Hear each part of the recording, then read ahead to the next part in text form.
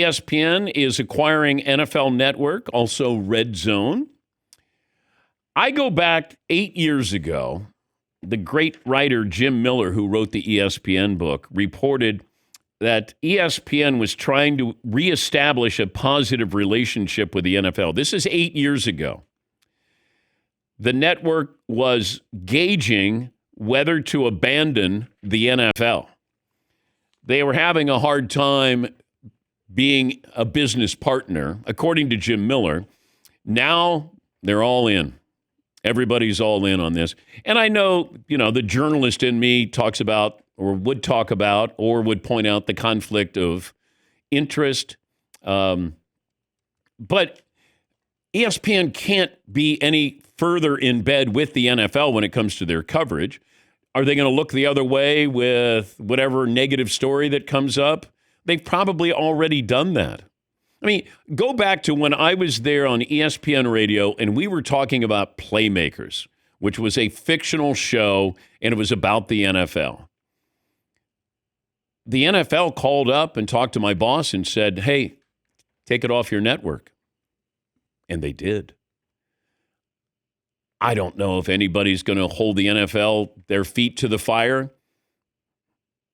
I mean, I hope that there's people. Mike Florio is one of the few people who will challenge the NFL. And everybody's in bed with the NFL. All networks have partnerships here. As far as a conflict of interest, I think that's long gone. I think there's certain things that you're just not going to cover. I don't know how deep the ESPN went in on the mess of the NFL Players Association. I know Florio did. A couple of people did. But I don't know if, that's... We're in the content business. That's what Jimmy Pitaro, who runs ESPN, they're in the content business. Outside the lines, gone with Bob Lee, Jeremy Schaap. I mean, you have a couple of investigative reporters. Like E60 is a monthly magazine type feature. I'm talking about day-to-day, looking at stories, giving you both sides of the stories. And maybe you don't care about it. Maybe, being a dinosaur, I do, because the NFL should be held accountable for certain things.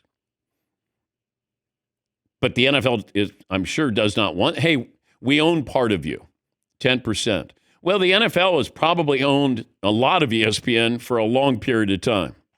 It's just not official. That's all. But, good for, the mothership getting that partnership.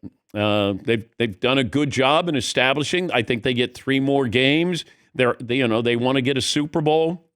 RedZone, you're going to get that with Scott Hansen. So a lot of moving parts there. It's a big deal. And it's been in the works it was on again, off again, now on again. For years, they've talked about this because the owners were worried about NFL Network. And now it's ESPN's problem. But there's a lot of great people over there. They just gutted the place. That was the disappointing part of it. A lot of great football people.